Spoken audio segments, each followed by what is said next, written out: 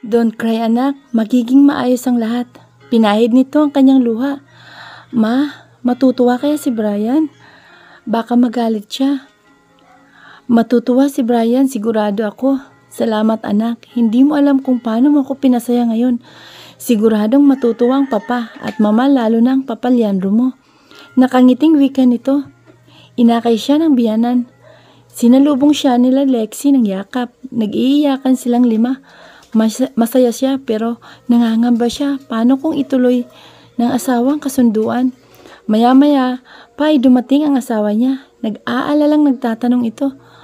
What's happening here? Anong nangyari sa asawa ko, ma? Nothing to worry, iho. Sagot ng biyanan niya. Brian, mi querida, bakit? Tell me what's wrong. Nag-aalalang tanong nito. Huminga siya ng malalim bago nagsalita. Gob, buntis ako. Lumuluhang wika niya. Tulala itong nakatingin sa kanya. Pumatak naman ang luha niya. At nahahapong naupo siya. Brian, tapik dito ng mama niya. Mi querida, wika nito ng matauhan ito. Gob, humihikbing tawag niya rito. Buong higpit siyang niyakap ng asawa. Maya-maya ay naramdaman niya ang pagkabasa ng gilid ng kanyang liig.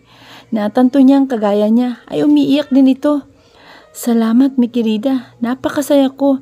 Magiging tatay na ako. Sigaw nito. Naiiyak siya lalo na nang halikan nito ang kanyang tiyan. Magiging magulang na tayo, mi querida. Hindi na ako makakapaghintay. Nakangiting wika nito pero ang mga mata ay basa ng luha. Gracias, mi querida. Nagkanito ang kanyang mga labi. Inulan sila ng pagbati mula sa kanyang pamilya. Masayang masaya ang mga matatanda. Grabe ka kuya, humabol ka talaga sa amin ni Lexi. Wika ni Kyle sa kanya. Nanginitian lang niya. Hawak-hawak niya ang kamay ng asawa. Bukas na niya ito dadalhin sa Vasquez Hospital para sa check-up ng asawa. Kuya, isabay na natin ang baby shower niyo sa Friday. Wika ni Kyle. Nagkatinginan sila mag-asawa. Kaya lang, moment niyo ni Lexi yun. Wika ni Bianca. Nako, ayos sa amin, mas magiging masaya kami. Nakangiting wika ng hipag niya. Basta, pagsabayan na natin. This will be the first occasion na kasama natin si Bianca. Masayang wika ng kanyang ina. Same naman ang magiging guest natin kung sakali. Ani naman ni Kyle. Tumingin siya kay Bianca. Nakangiting tumango ito. Sige, let's do it. Anya. Brian, natatakot ako. Wika ni Bianca sa asawa. Natatakot ako. Baka hindi tayo maging mabuting magulang sa ating maging anak. Nasa kabi na sila at handa nang matulog kaya lang ay di siya dalawin ng antok. Bakit? Di ba sabi ko sa'yo, wala kang dapat ikatakot. I'm here. Tugon ni Brian sa kanya. Simula nang mawalang mga magulang ko at si kuya, ngayon na lang ako muling naging sobrang saya. Paano kung di ako maging mabuting ina? Anya. She feels so insecure. Inayos nito ang pagkakahiga nila para magkaharap sila. You are magnificent, mi querida. Believe me, magiging mabuti kang ina. Magiging mabuti tayong magulang. Nakangiting wika nito na ikinataba ng puso niya. Hindi niya masabi sa asawa na mas natatakot siya sa damdamin para dito. Nakatatak sa isip niya na ang lahat ng taong minamahal niya ay nawala sa kanya. Go to sleep, makakasama kay baby ang magpuyat. Nito. Opo, Gob. Sumandig siya sa dibdib nito at hinayaang hilahin siya ng antok. Piling mga bisita ang imbitado nila sa baby shower. Hinihintay niya ang pagdating ni Roy. Congratulations, Gob. Bati ni Louie sa kanya. Salamat. Di maalis-alis ang ngiti niya. Sandali. Kaya ka natawa dahil may hinala kang buntis ang asawa ko? Tanong niya na maalala mga sinabi nito. Medyo, Gob. Ganun si ate ko eh. Kung ano-anong gusto at paiba-iba ang mood. Natatawang wika nito. Salamat pa rin. Alam mo namang ninong ka ng magiging anak namin. Di ba? Anya. Talaga, Gob? Tanong nito. Tinanguan niya ito. Naku, maraming salamat, Gob. Galak na wika nito. Oo, nandito na pala si Rom. Narinig niyang wika ng kapatid na si Kyle. Shit, napalingon siya. Tinulos siya sa pagkakatayo nang makitang titig na titig ito sa asawa niya. Dali-daling iniwan niya si Louie at nilapitan ang kanyang asawa. Nakausap ni Aba. Mi querida, bulong niya rito sabay hapit kay Bianca. Grabe ka, Gob. Possessive. Biro ni Aba sa kanya. Tipid niyang initian ito. Bianca, hindi mo pa nakikilala itong kaibigan ko? Masayang wika ni Lexi. Damn, mahinang mura niya. There's no escape. Bumaling ang tingin ng asawa sa taong bagong dating na titig sa kanyang asawa. Hay, nakangiting wika ni Bianca. Ang lakas ng kabog ng kanyang dibdib. Ay, Bianca, tipid niyang ngiti dito. Hindi nagsasalitang inabot nito ang kamay sa kanya at tinanggap naman ito. Nang magdaop ang palad nila ay unti-unting nanghihina siya. Bumitaw siya sa kamay nito at kumapit sa kanyang asawa. Are you okay? Narinig niyang tanong ni Brian. Siya ang napangasawa ni Kuya Brian. Wika ni Lexi rito. Bianca, mahinang wika nito. Blurred ang paningin niya at nahihilo siya. Humigpit ang yakapit niya sa asawa. Hi, I'm Rome. Benjamin Roman Santillan. Narinig niya pang sabi nito. At bago nagdilim ang kanyang paningin, nagtatagis ang bagang ni Brian. Si Rome ang isa sa dalawang tao na nagpapahanap sa asawa niya. Are you okay? Nag-aalalang tanong niya sa asawa. Namumutla ito at ramdam niya ang panglalamig ng kamay nito. Siya ang napangasawa ni Kuya Brian. Tinig ni Lexi. Hi, I'm Rome Benjamin Roman Santillan. Kasabay ng pagbigkas ni Rome ng pangalan nito ay ang pagkulaps ni Bianca sa bisig niya. Buti na lang at nakahawak ito sa kanya. Bianca! Sabay nilang sigaw ni Rome. Oh my God! Bulalas ni Lexi. Binuhat niya ang asawa at ipinasok niya sa unang silid na nakita niya. What happened? Tanong ng mama niya. I don't know, mama. Nag-aalalang wika niya. Bro, let me check her. Sambit ni Luke na kasunod nito si Sophia. Habang sinusuri ni Luke at ni Sophia ang asawa, ay hawak niya ang mga kamay nito. Don't worry bro, the baby is fine, wika ni Luke. Baby? Dinig niya ang usal ni Rome. Napasulyap siya rito. Pulang-pulang mata nito at may namumong mga luha. Brian, mahinang tawag ni Bianca. Napabaling siya sa asawa. How are you, mi querida? You scared the hell out of me. Masuyong usal niya sa asawa. Hinagkanyang noon ito at naluluhang umiiling ito. Kuya, umihikbing tawag ni Bianca. Psst, it's okay, mi querida. He's here. Tinanguan niya si Rome. Dali-daling lumapit si Rome sa kapatid. Baby sis, wika niya sa kapatid. Tumulo ang kanyang mga luha at buong ingat niyang niyakap si Bianca. 12 taon ang hinagpis at pangungulila para sa bunsong kapatid. Kuya ko, bakit ngayon ka lang? Humahagulhol na iyak ni Bianca. Mahina nitong sinusuntok ang dibdib niya. Sorry, baby sis. Sorry talaga. Umiiyak niyang bulong rito. Hindi na ako mawawala. Sorry, Bianca. Nanginginig ang kanyang tinig. Lahat ng sakit na pinagdaanan nila ay bumuhos ng mga sandaling yun. Tanging ang pag-iyak ng magkapatid at pagsinghot ng mga nakasaksi ang maririnig sa buong silid. Pinipiga ang puso ni Brian. Ang malakas na pag-iyak ng asawa ay tumutusok sa kanya. Walang sino man ang nagsasalita sa kanila. Nandoon ang buong pamilya niya sa silid. Si Kyle ay inaalo ang asawang umiiyak. Brian, humihikbing tawag ni Bianca sa kanya. Kumalas ito sa pagkakayakap sa kapatid nang lapitan niya. Nakayuko naman si Rome. What is it, mi querida? Tanong niya sa asawa. Kuya, si Brian Villafuerte po ang asawa ko. Gob, ang Kuya Benji ko, Benjamin Roman. Humihikbing pakilala nito sa kanila ni Rome. Inabot niya ang kamay nito na tinanggap naman nito. Kuya, ang ibig sabihin kilala mo sila? Tanong nito sa kapatid. Oo, baby sis, nakangiting wika nito. Hay nako, ano ba to? Thanks God at sobrang malaking blessings to para sa pamilya natin. Maya-maya wika ng mama niya na nagpapahid ng luha. Rome, feel at home. Sa labas muna kami. Wika naman ang kanyang papa. Salamat po sir, ma'am. Ani ni Rome. Tita or tito is fine. Nakangiting wika ng mama niya. Nakangiting tumango ang kanilang abuelo at abuelo. I'm happy for you, Rome. Wika ni Lexi at binigyan ng mahigpit na yakap si Rome na ikinasamangot ni Kyle. Silang tatlo na lang ni Rome at ni Bianca ang naiwan. You're pregnant? Maya-maya wika ni Rome. Opo kuya, nakangiting wika ni Bianca. Maya-maya ay yumapos ito sa kanyang braso at bumulong. Gob, nagugutom ako. Humahagikik na wika nito. Natawa sila ni Rom. Sige, anong gusto mo? Nakangiting tanong niya sa asawa.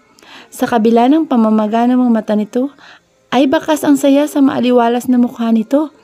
Pizza, lots of mushrooms, please. Nakangiting wika nito. Hinagkan niyang noon nito. Iiwan ko muna kayo. Paalam niya kay Rom. Nakangiting sinundan niya ng tingin si Brian. Sumulya pa ito sa kanya at kumindat bago ito tuluyang lumabas. Kuya, salamat at nagkita na tayo. Ang totoo, nawawalan ako ng pag-asa. Hayag niya sa kapatid. Nadinig ng Diyos ang daing ko. Ibinalikan niya sa akin. Hawak ng kuya niya ang kanyang kanang kamay. Kuya, anong nangyari? Bakit di ka na bumalik? Ang sabi ng tiyong Abel, 1 buwan ay babalik ka na. Anya, kumunot ang noo nito. Ganun ba? Ano bang nangyari nung umalis ako? Hindi nito sinagot ang tanong niya. Nagkibit balikat si Bianca. Medyo malabo. Basta ang alam ko, nagsimula akong mamasukan sa palengke. Nagtinda ko ng isda, minsan naman gulay. Kwento nito, maraming nangyari kuya. Iwan ko ba magulo? Bakit? Paano magulo? Tanong nito. Kuya, may tatanong ako. Kasi lagi akong nananaginip. Iba't ibang eksena. Madalas, tinatawag ko sila mami at daddy. Tapos wala na. May mga dugo daw mga kamay ko. Patuloy niyang kwento. Nakatitig lang ang kapatid sa kanya. Blanco ang mukha nito. Let's not talk about it. Madami tayong panahon. Baby sis, gusto sana kitang isama sa bahay ko. Wika ng kapatid sa kanya. Natigilan siya. Kuya, kausapin muna natin si Brian. Sinabihan kasi niya kung wag umalis ng hasyenda. Sagot niya dito. Bumukas ang pintuan at pumasok ang asawa niyang may dala-dala na box ng pizza. Wow, masayang wika niya. Naamoy na niya ang mabangong amoy ng bell pepper at mushrooms. Inabutan siya ng kapatid ng bottled water. Ang asawa naman ang nagsubo ng pizza sa kanya. Maya-maya ay di niya napigilang maging emosyonal. Tumulo ang kanyang mga luha. Hey, what's wrong, mi querida? Tanong ni Brian sa kanya. Baby sis, mahinang wika naman ang kapatid. Wala, sobrang saya ko lang. I feel so blessed. Magkaka-baby na kami ni Brian tapos nakita na kita kuya. Naluluhang wika niya. Don't cry baby sis, I'm here now. Usal ng kapatid. Niyakap siya ng asawa habang hawak ng kuya Benji niya ang kanyang mga kamay. Nasa bar sila ni Rome sa mansyon. Iniwan nilang natutulog si Bianca. I've been searching for her 12 years ago, Gob. Nagtatangis ang bagang na wika ni Rome. Sinubukan kitang ipahanap. Walang Benjamin Santillan o Benji Santillan. Anya, simula nang maging bahagi ako ng underground organizations, ginamit ko ang second name ko and my mother's maiden name. Nilagok nito ang alak na nasa baso nito. Pinagdududahan kita. Akala ko isa ka sa nagtatangka sa asawa ko. Wika niya. What? What's happening, Gob? Bianca's recollection of events is not right. Kunot noong tanong nito sa kanya. Bumuntong hininga siya. May alinlangan man pero alam niyang may karapatan itong malaman ang lahat. Sinimulan niyang ikwento kay Rom ang lahat ng detalye. Nalaman niya mula sa kanyang papa, sa lolo niya at sa investigation report ni Roy. Ganon din ang mga kwento ng asawa sa kanya. Habang nagkukwento siya, ay kapwa nagtatangis ang kanilang mga bagang. Under surveillance yung Norman at yung Tess. Dagdag niya. Kumuyom ang kamao ni Rom. Manong Abel took Bianca away from me. Hindi totoong hindi ko binalikan ang kapatid ko. I came back pero wala na sila doon. Galit ang nararamdaman niya ng mga sandaling yun. Bianca is suffering from dissociative amnesia. Hindi pa lang namin natuloy ang therapy niya dahil nalaman namin buntis siya. Wika sa kanya ni Brian. Salamat, Gob, for taking good care of my sister, Anya. I will do everything to protect her. And just you know, you can't take her away from me. So if you're thinking about it, back up. Matatag na wika nito. You don't know me. Nakangising asal niya dito. Well, I'm Governor Brian Villaferte. Kill me first before you can take her away from me. Malamig nitong banta sa kanya. Nilagok nitong alak sa baso nito. Iniwan siya. Iiling-iling niyang sinalinan ang kanyang baso nang may magsalita sa kanyang likuran. You know, I will not allow you to cause them trouble. Tumabi si Ezekiel sa kanya. I love my sister. Gusto ko siyang makasama.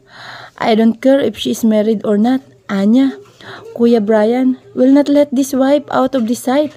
You need to compromise, Anito. Why are you telling me this like this? Tanong niya rito.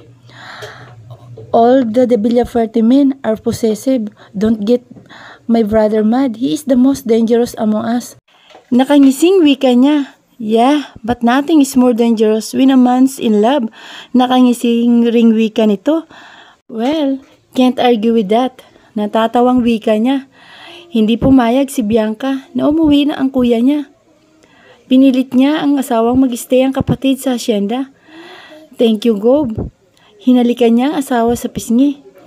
Nasa sasakyan sila, kagagaling lang nila ng ospital para sa prenatal check-up niya.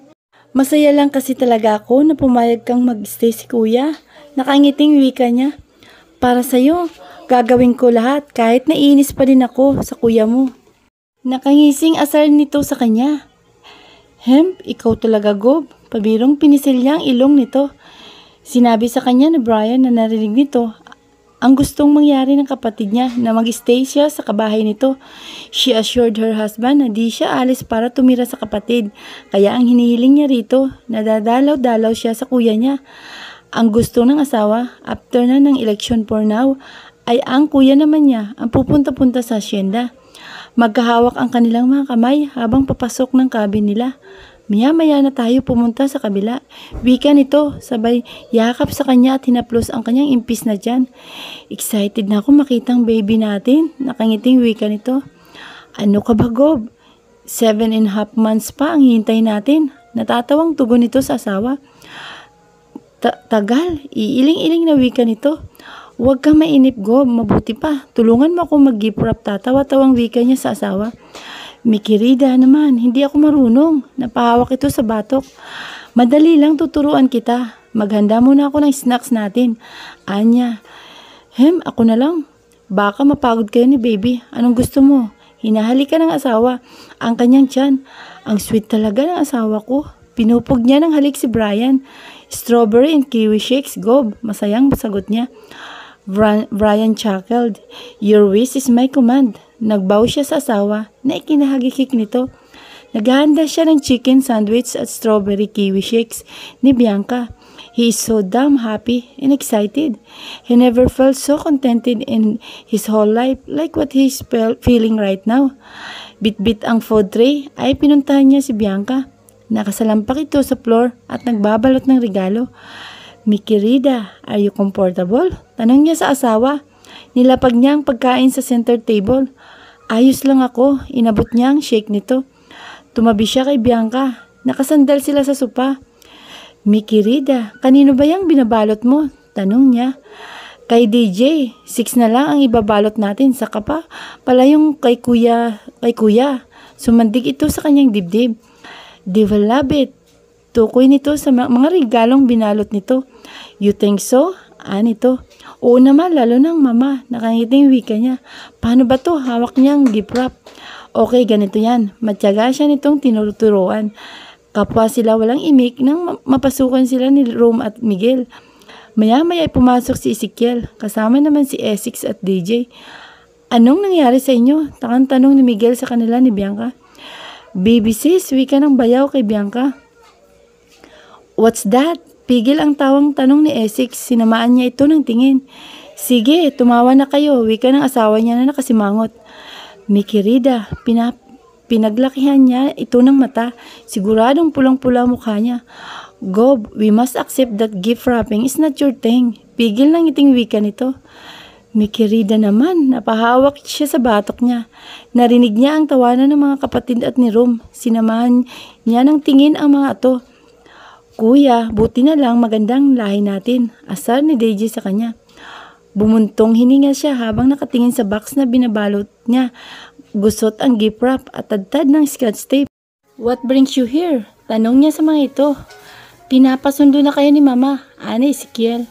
Kailangan ba talaga kayong lahat ang pumunta dito? May cellphone naman ah. Inis niyang asik sa mga ito. Nako kuya, if I know, kung di namin kayo susunduin, mamaya pa kayo pupunta. Natatawa ang wika ni DJ sa kanya. Paalala lang kuya, buntis si Bianca. Ang sabi ni Locke, bawal daw. Nakakalokong wika ni Essex sa kanya. No, sabi ni Dr. De Jesus, it's safe throughout all 9 months. Wala sa loob na sagot niya kay Essex. Kumunot ang noo niya nang nagtawanan mga ito maliban kay Rom. Binato niya ng unan si Essex nang ma-realize kung anong ibig sabihin ng sagot niya rito. Masama ang tingin ni Rom sa kanya. What's funny? Tanong ni Bianca sa kanya. Wala, mi querida. Nang aasar lang mga yan. Kailan niya rito at hinagkan ang ulo nito. Pinagpatuloy nito ang pagbabalot ng regalo. Sinamaan niya ng tingin ang mga ito.